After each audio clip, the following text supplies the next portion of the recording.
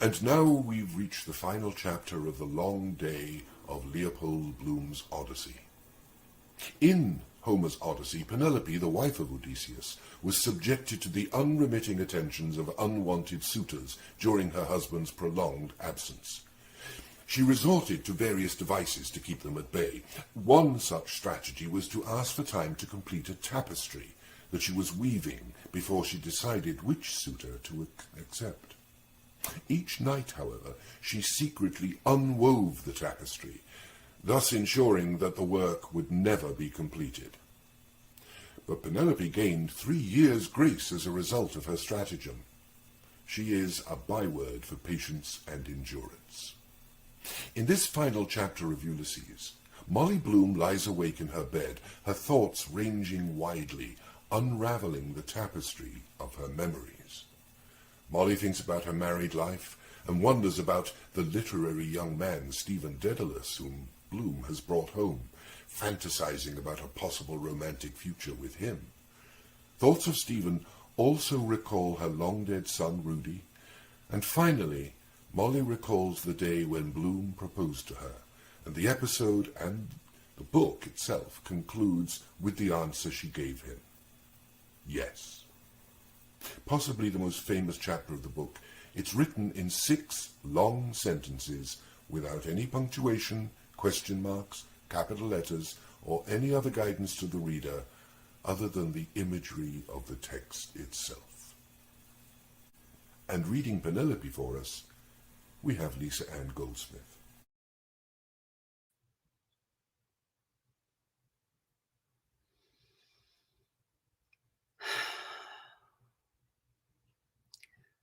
I'm sure he's very distinguished. Oh, I'd like to meet a man like that. God, not those other ruck. Besides, he's young. Those fine young men I could see down in Margate Strand bathing place from the side of the rock, standing up in the sun, naked like a god or something, and then plunging into the sea with them. Oh, why aren't all men like that? There'd be some consolation for a woman, like that lovely little statue we bought. I could look at him all day long, curly head and his shoulders, his finger up for you to listen. There's real beauty and poetry for you. I often felt I wanted to kiss him all over. Also, his lovely young cock there, so simple. I wouldn't mind taking him in my mouth if nobody was looking, as if he was asking you to suck it. So clean and white he looks with his boyish face. I would too in half a minute, even if some of it went down.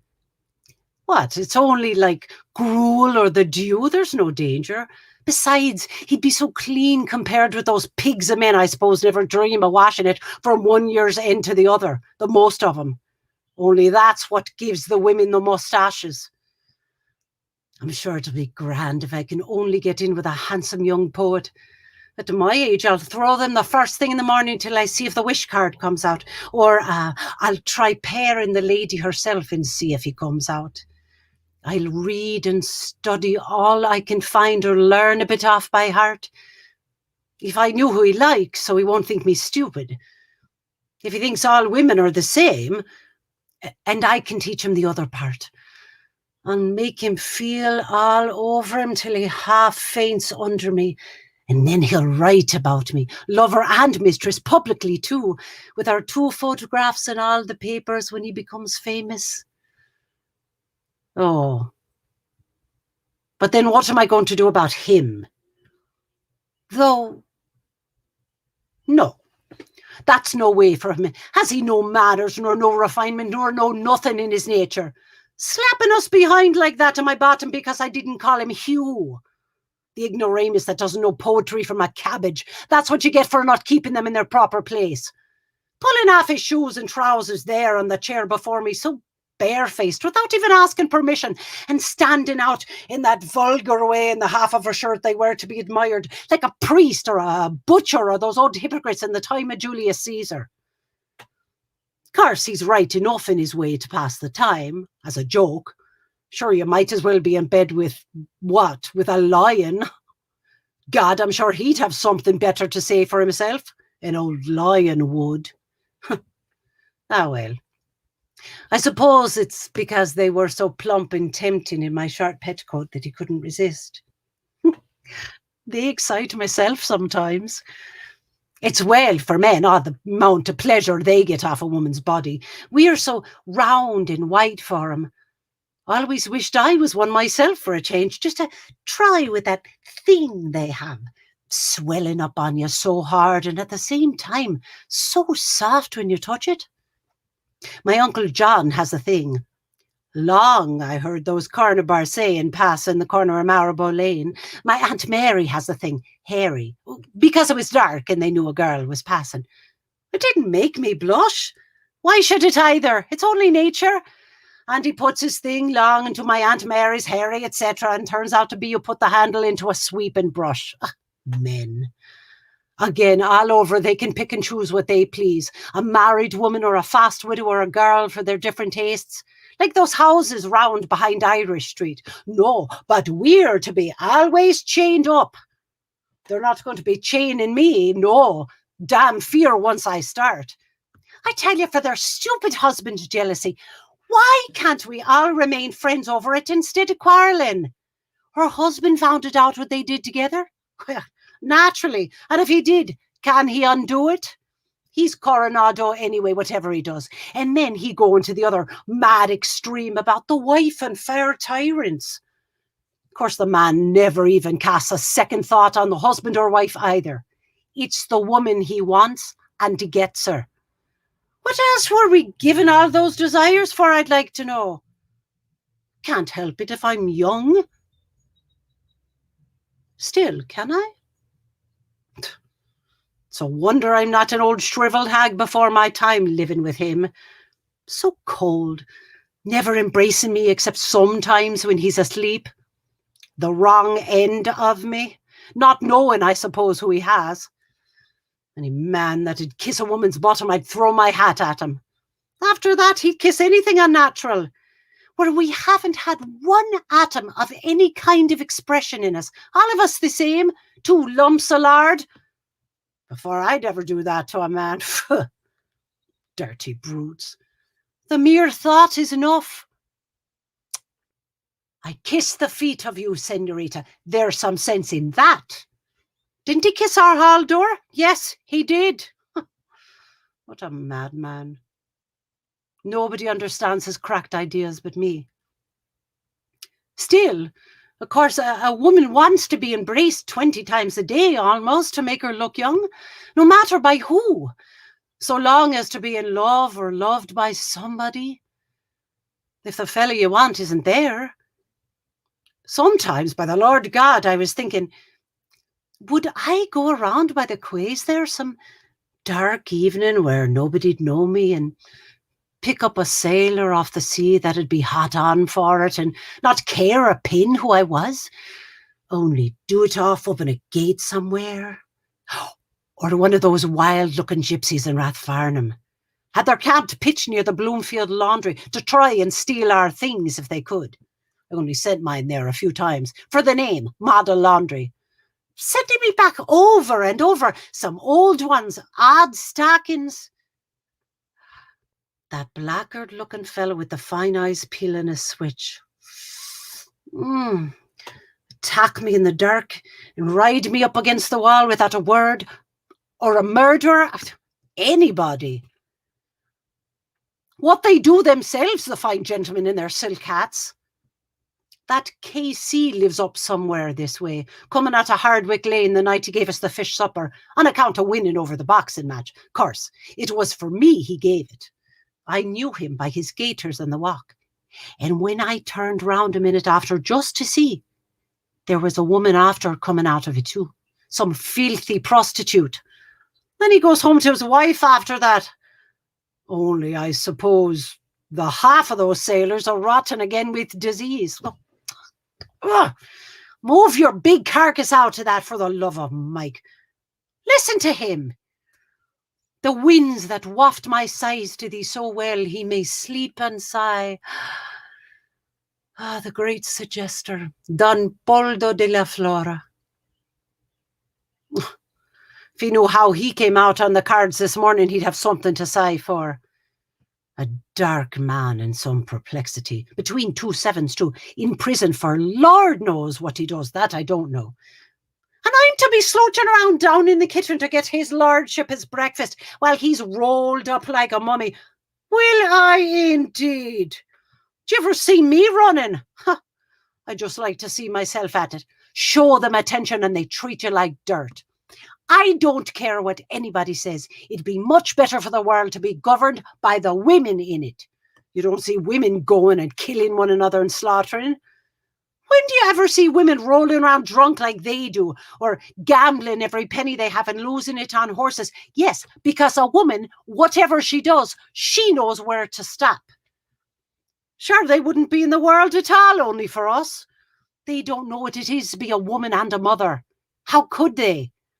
Where would they all of them be if they hadn't all a mother to look after them? What I never had.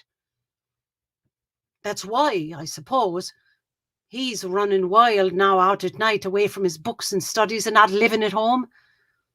On account of the usual rowy house, I suppose. Well, it's a poor case that those that have a fine son like that, they're not satisfied. And I, none.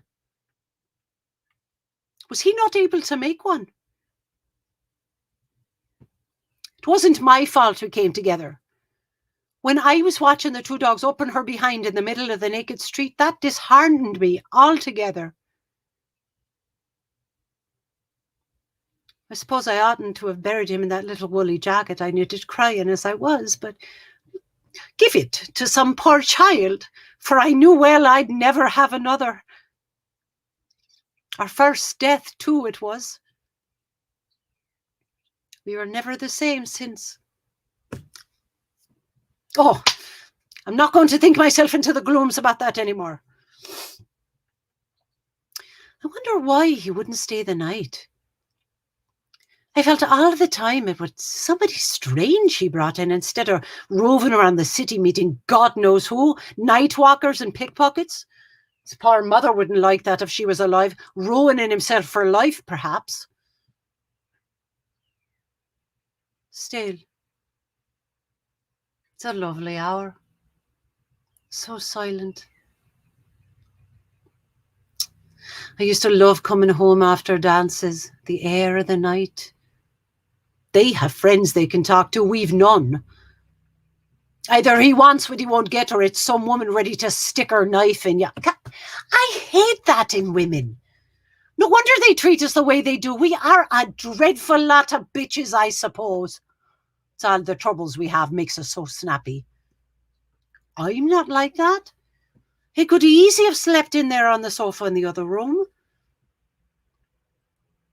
I suppose he was shy as a boy, he being so young. Hardly 20 of me in the next room.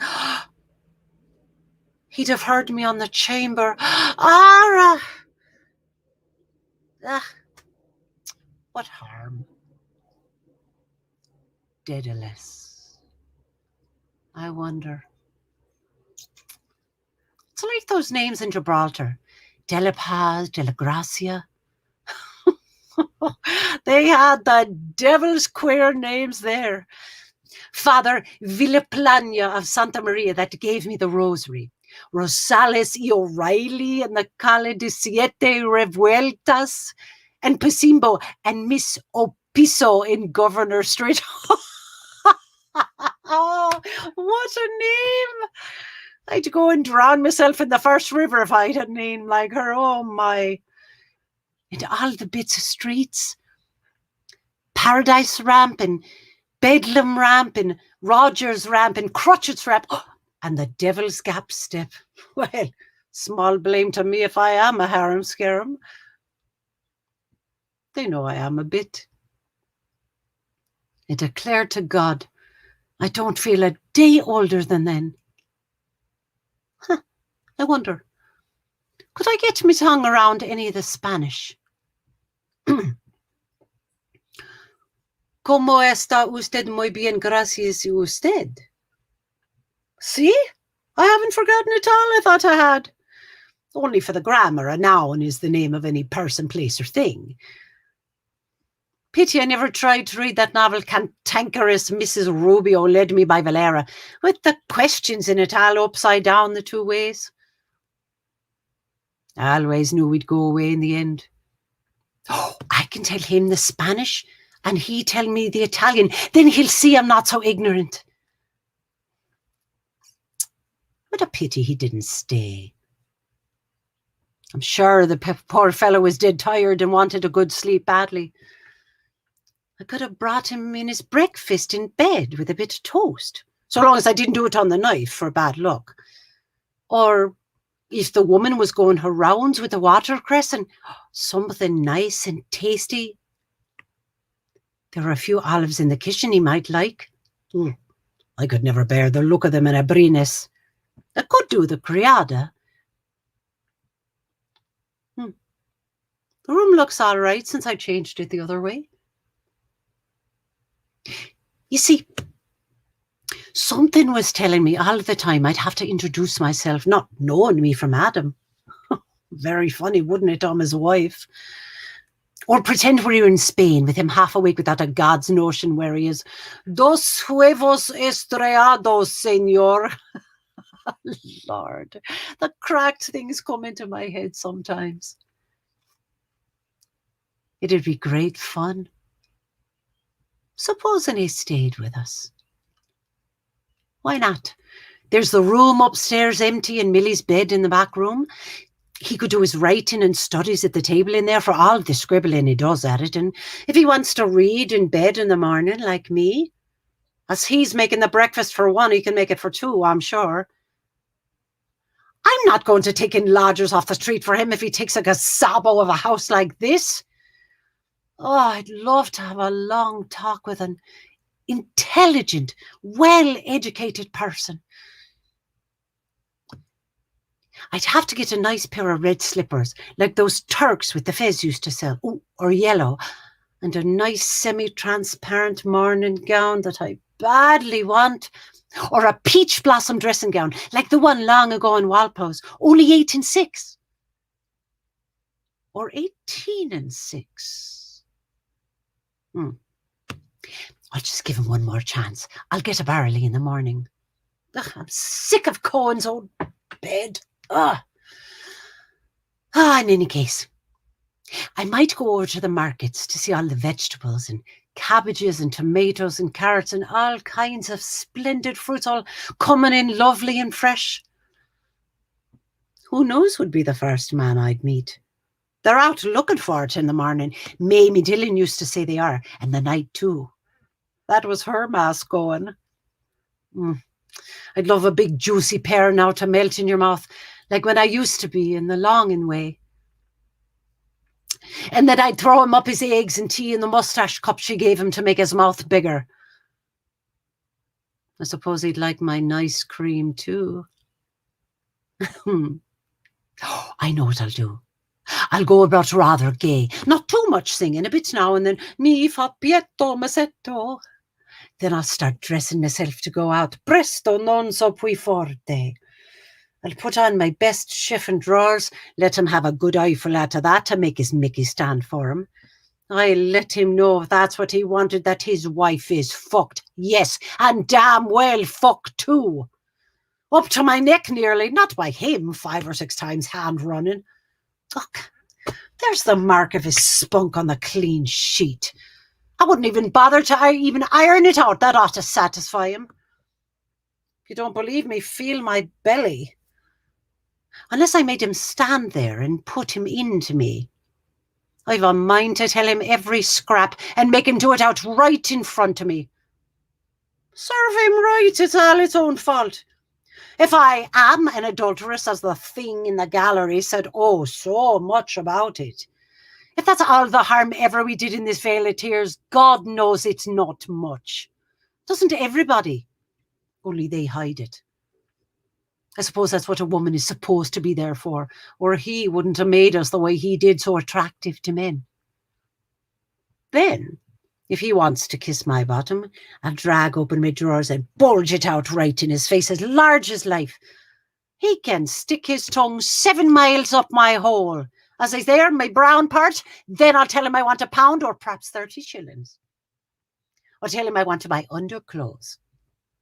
Then, if he gives me that, well, he won't be too bad. I don't want to soak it all out of him like other women do. I could often have written out a fine cheque for myself and write his name on it for a couple of pounds. A few times he forgot to lock it up. Besides, he won't spend it. I'll let him do it off on me behind, provided he doesn't smear all me good drawers. Oh, well, I suppose I can't be helped. I'll do the indifferent 1 or 2 questions. I'll know by the answers when he's like that. He can't keep a thing back. I know every turn in him. I'll tighten my bottom well and let out a few smutty words. Oh, smell rump, or lick my shit, or the first mad thing comes into my head. Then I'll suggest about, yes. Oh, wait now, sonny, my turn is coming. I'll be quite gay and friendly over it. Oh, but I was forgetting this bloody pest of a thing. You wouldn't know which to laugh or cry. We're such a mixture of plum and apple. No, I'll have to wear the old thing, so much the better. It'll be more pointed. He'll never know whether he did it or not. There, that's good enough for you. Any old thing at all. Then I'll wipe him off me just like a business. His omission. And then I'll go out. I'll have him eyeing up at the ceiling. Where is she gone now? Make him want me, that's the only way. 1:15. What an unearthly hour. I suppose they're just getting up in China now, combing out their pigtails for the day. We'll soon have the nuns ringing the Angelus. They've nobody coming in to spoil their sleep, except an odd priest or two for his night office, or the alarm clock next door at cock-shout, clattering the brains out of itself. Oh, let me see if I can doze off. 1, 2, 3, 4, 5. What kind of flowers are those they invented? Like the stars. The wallpaper in Lombard Street was much nicer. The apron he gave me was like that. Something, only I only wore it twice. Better lower this lamp and try again so as I can get up early. I'll go to Lamb's there beside Finlater's and get them to send us some flowers to put about the place in case he brings them home tomorrow. Oh, today, I mean. No, Friday's an unlucky day. First, I want to do the place up some way. The dust grows in it, I think, while I'm asleep. Then we can have music and cigarettes. I can accompany him. First, I must clean the keys of the piano with milk. What shall I wear? Shall I wear a white rose or...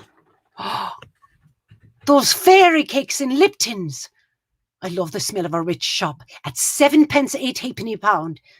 Or the other ones with the cherries in them and the pinky sugar, 11 pence. A couple of pounds of those. A nice plant for the middle of the table. Oh, I'd get that cheaper in... Wait, where's this? I saw them not long ago. I love flowers. I'd love to have the whole place swimming in roses.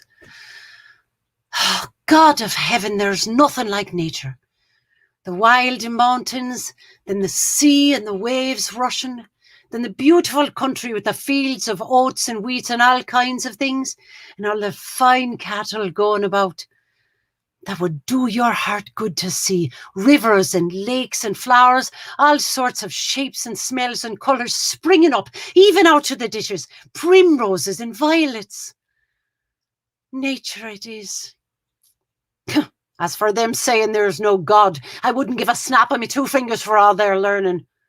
Why don't they go and create something, I often asked him.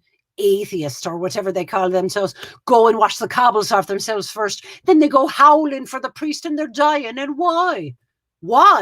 because they were afraid of hell on account of their bad conscience. Ah, yes, I know them well. Who was the first person in the universe before there was anybody that made it all? Who, That they don't know. Neither do I, so there you are.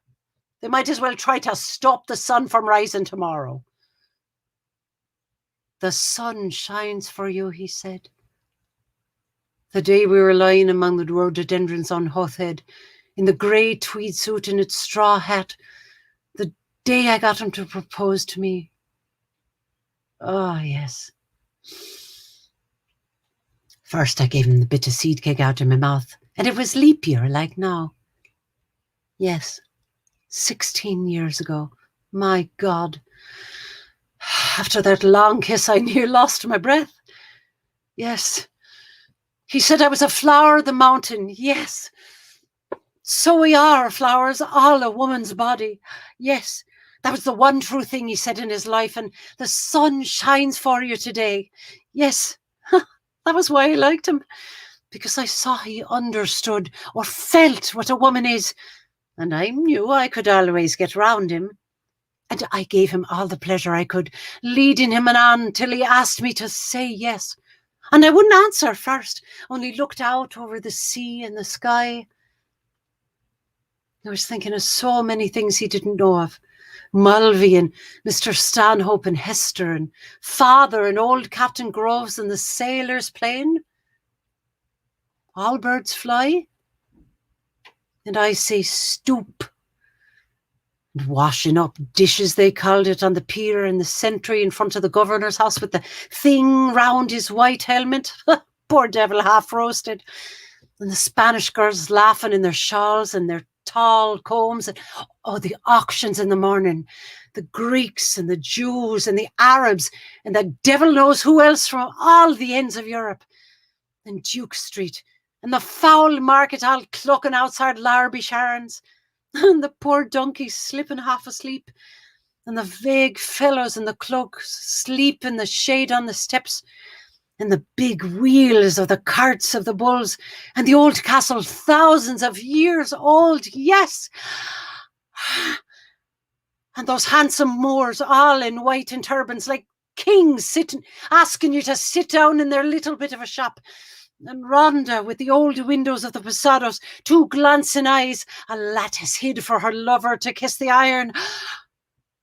And the wine shops, half open at night, and the castanets, and the night we missed the boat at Algeciras, and the watchman going around serene with his lamp, and that awful deep down torrent, and the sea, crimson sometimes like fire, and the glorious sunsets, and the fig trees in the Almeida Gardens, yes, and all the queer little streets, and the pink and blue and yellow houses, and the rose gardens, and the jessamine, and the geraniums and cactuses, and Gibraltar as a girl, well, I was a flower of the mountain, yes, when I put the rose in my hair like the Andalusian girls used to. Cheryl, shall I wear a red? Yes. And how he kissed me under the Moorish wall, and I thought, well, as well him as another. And then I asked him with my eyes to ask again. Yes. And then he asked me, would I? Yes. To say yes, my mountain flower. And first I put my arms around him. Yes.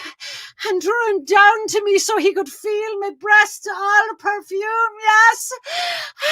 And his heart goes going like mad. And yes. I said, yes, I will. Yes.